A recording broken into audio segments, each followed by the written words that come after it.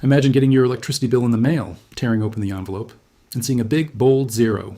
Not a discount, not a mistake, but zero for powering everything in your home, every single month. Sounds impossible, right?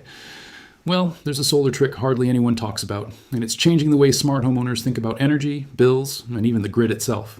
Hey, you're watching Boring Economic Update, the channel where we skip the hype and just give you the real-world ways people are saving money and changing their lives. Before we dive deeper into how this zero bill trick works, make sure to subscribe. Trust me, you won't want to miss the practical tips and surprising updates we share every week. Simple, clear, and straight to the facts. Now, back to that envelope. Let's reset the stage for a second. If you're like most people, the growing cost of your utility bills probably feels like an unending treadmill. You make efforts, turn off lights, shorter showers, maybe even switch to energy-saving appliances.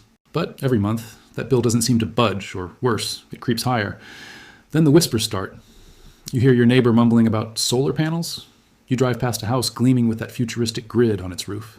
Maybe you've seen ads promising pay nothing for electricity. It almost sounds too good to be true. But here's the reality. Most people who go solar still have an electric bill. They produce clean energy, sure, but the numbers don't always add up to zero when that bill hits their inbox. There are connection charges, delivery fees. Sometimes it's a cloudy week and they end up pulling power from the grid. So what is this solar trick almost no homeowner is being told? The secret? It's hidden in the way you use and store the energy you generate. It's not just about how many panels you get, or even the direction your roof faces. It's about knowing how to hack the game, not just play it. Let me take you to a small town just outside Phoenix, Arizona, a place with sun nearly every day of the year. Here lives a guy named Rob. For years, he was just like everyone else on his block, paying hundreds each month for AC in the summer, watching the meter spin faster than his ceiling fan. But then Rob got curious. He started asking, if solar panels can power a house, why do so many people still have a bill? He talked to installers, called utility companies, and read everything he could find on solar forums. Most experts just shrugged. It's normal to have a small bill, even with panels. Not satisfied with normal, Rob dug deeper. He found the key isn't just producing your own electricity, it's mastering the ways you use it. And when you use it, most people set up solar panels and forget it. Their system pumps out power during the day, but they're at work or school and using almost nothing. The meter spins backwards, sure, but the energy goes straight into the grid. When the sun goes down in everyone's home, that's when energy use spikes. And that's when the panels are dead silent. So even if you're producing more than you're using on average, the timing can still kill your chances of getting to zero. It's not just production, it's matching use to production. Rob realized this and switched his habits. He used timers for appliances. He ran the dishwasher and laundry midday, not at night. More importantly, he made one more adjustment, a trick most installers talk about but rarely push because it doesn't make them much money. He added a home battery. That's right. The real zero bill trick was using a battery to grab that daytime solar power, sock it away, and power his home well after the sunset. By strategically running big appliances when the panels were buzzing and using stored power at night, Rob's grid use dropped to almost nothing. Over a few months, the bill started to drop, not a reduction, not a trickle, an actual zero, month after month. The plot thickens though, because batteries, let's be honest, aren't cheap. They cost a chunk up front. But here's the thing. For Rob, it wasn't just about the payback time. It was about control. Once he had the power to shift his usage, once he could bank that midday sunshine, the electric company couldn't game the billing cycles against him. He was in charge, not the grid. That's when you realize the trick is less about beating the system and more about understanding it. Rob's approach became a simple equation: produce, store, and shift. But is it really this simple for everyone? Is this the golden ticket for the rest of us, or does it just work if you live in a place like Arizona? That's the puzzle most people don't get to see. There are variables to think about: location, system size, habits, local utility rules. Yet even in states where the sun isn't so predictable, homeowners are finding smart ways to edge closer to zero by thinking like Rob did. It's not a magic button, and it's not for everyone. But that's what makes this story more interesting.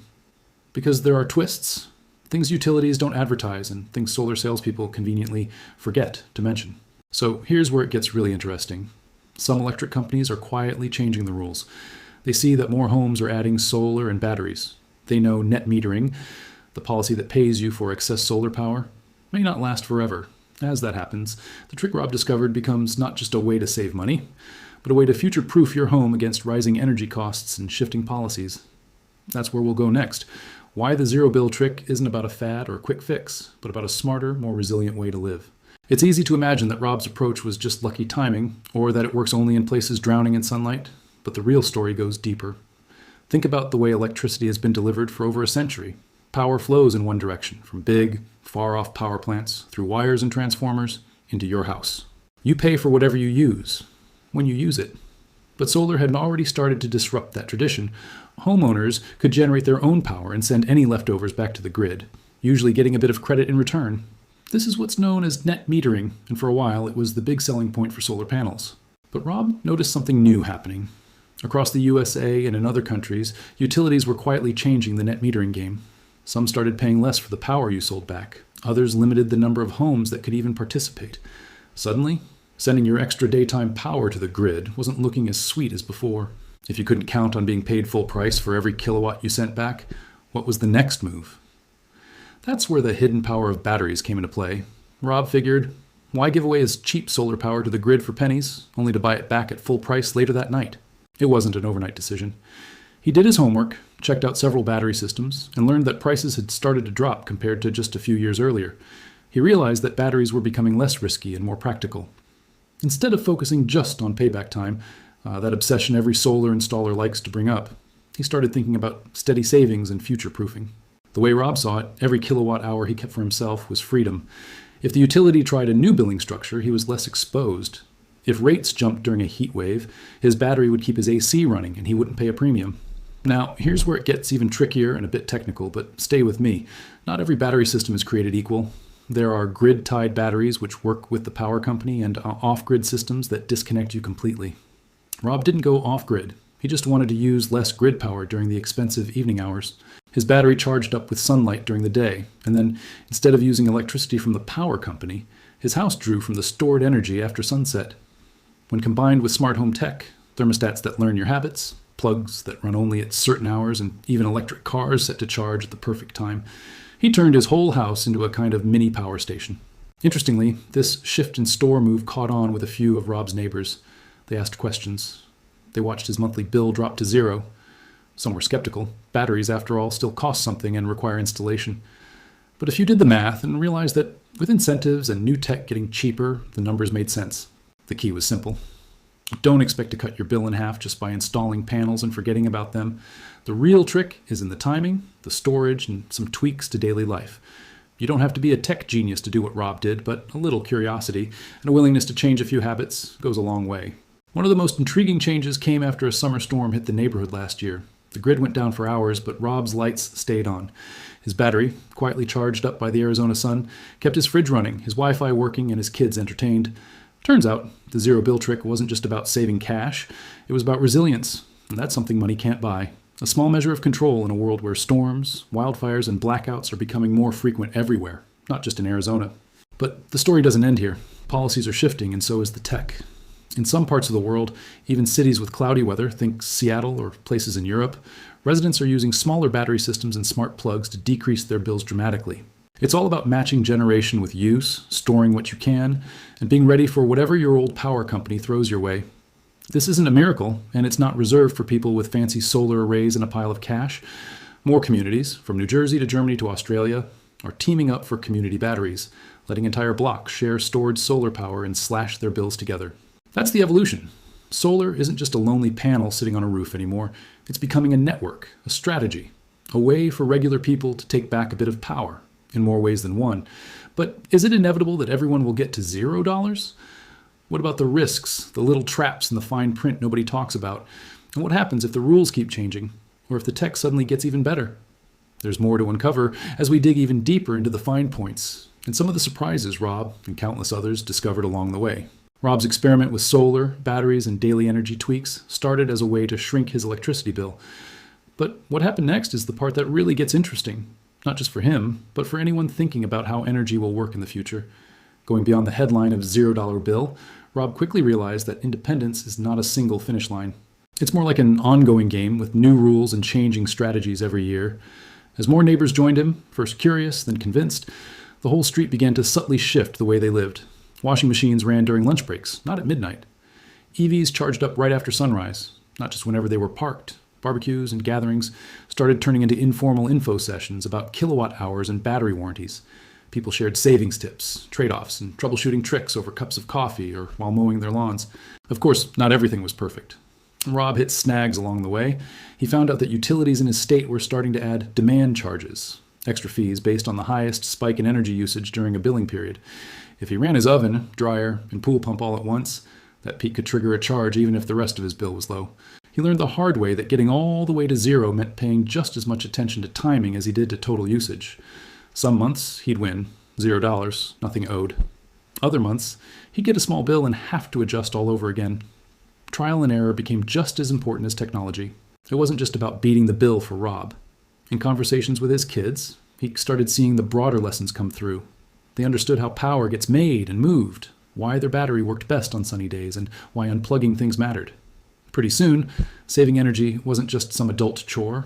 It was something that made everyone aware of how interconnected their routines, gadgets, and climate really were. This solar trick was changing family life from the inside out. Soon, other people in town started picking up on these shifts too. Some folks went all in with batteries and smart controls handling almost everything. Others took smaller steps, switching out bulbs, negotiating with their installer for a system designed for afternoon peaks instead of just selling daytime excess. Rooftop solar was no longer just a status symbol or a way to make your house look modern. It was a neighborhood movement. Local schools invited installers and techs to speak with students. City council debates started including battery storage in their disaster preparation plans. Even local businesses jumped in, offering battery-ready parking spots and appliance rebates to keep money in the community. But there were still challenges and changes ahead. As more customers followed the Rob route, utilities noticed. Some began lobbying states to lower the buyback rates for surplus solar. Others started adding fixed fees, hoping to recoup costs for maintaining wires and grid reliability. These shifts forced everyone to stay sharp and creative. Rob and his neighbors kept comparing bills, adjusting settings, and joining online forums to find out which counties and states were most solar-friendly this year.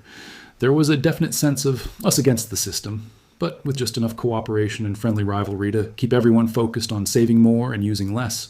What Rob discovered, often the hard way, is that getting close to a $0 bill isn't a one-size-fits-all formula.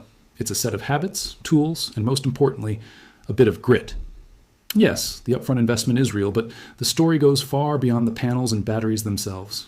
It's about smart timing, community info sharing, and always being ready for new rules from the top. Some months, Rob's bill wasn't zero at all, but the trend was clearly downward. And in a world where costs only seem to rise, every saved dollar comes with a rising sense of control. As battery technology keeps moving forward, getting cheaper, smaller, and faster to install, more households, even in less sunny places, are starting to edge toward that dream of energy independence. Utilities, for their part, aren't sitting still either. Some regions are encouraging smart solar plus battery setups as a way to reduce grid stress and blackout risks. Others are making it easier for groups of neighbors to pool resources, building microgrids and shared battery stations for the whole block, or even for apartment buildings. Suddenly, Rob's experiment isn't just personal. It's the foundation for a bigger shift in how neighborhoods, towns, and maybe whole countries can rethink their energy future. Let's be clear, no system is perfect.